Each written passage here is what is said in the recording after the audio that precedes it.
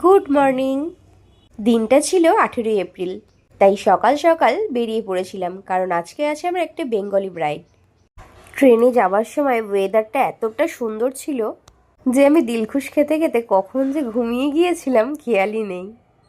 সত্যি বলতে গ্রামের পরিবেশ, সেটা তোমার গরম হোক বা শীতকাল হোক, খুবই ভালো লাগে।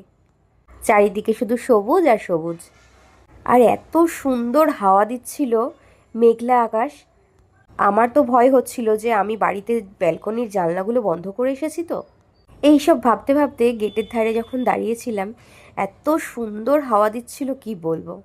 জানো তো, আমি এই প্রথমবার মায়াপুর আসলাম। আমি কিন্তু এতদিন ওই নবদ্বীপ মায়াপুরটাই জানতাম। আমি জানতাম না যে হুগলিতেও একটা মায়াপুর আছে। এই মায়াপুর স্টেশনটা যেমন হুগলির মধ্যে পড়ে, এখান থেকে আমি যেখানটায় যাচ্ছি সেটা আবার কিন্তু পূর্ব বর্ধমান। আর এই জায়গাটা আমার যে কী ভয় লাগছিল, কতটা ঢাল ছিল, তার মধ্যে আমার ট্রলিটা প্রচুর ভারী, চাকাগুলো তেমনি সামনের দিকে চলে আসছে। খালি মনে হচ্ছিল আমি বুঝি ধপাস করে পড়ে যাব। দেখো দেখো কতটা ঢাল। অনেক ভয়ে ভয়ে নেমেছি। নামার পর কিসে যাব বুঝতে পারছিলাম না।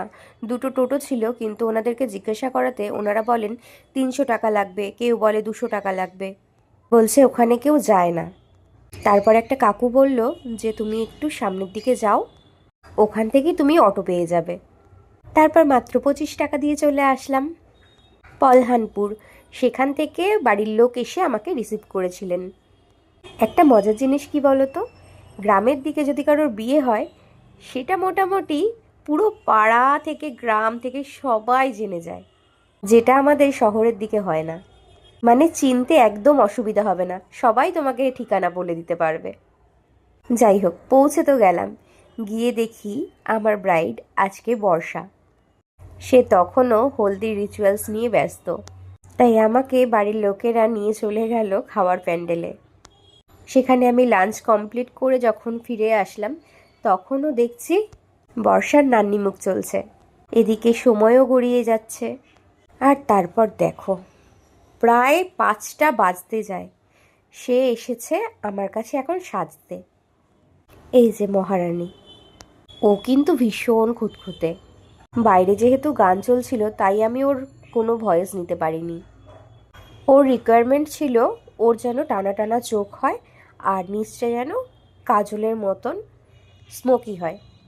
তবে আমার পছন্দটা ছিল পুরোই আলাদা। আমি হয়তো এটা ভাবিনি, আমি ভেবেছিলাম একটু অন্যরকম করব, কারণ ওর যেহেতু চোখটা হুডেড আই, তো সেজন্য তুমি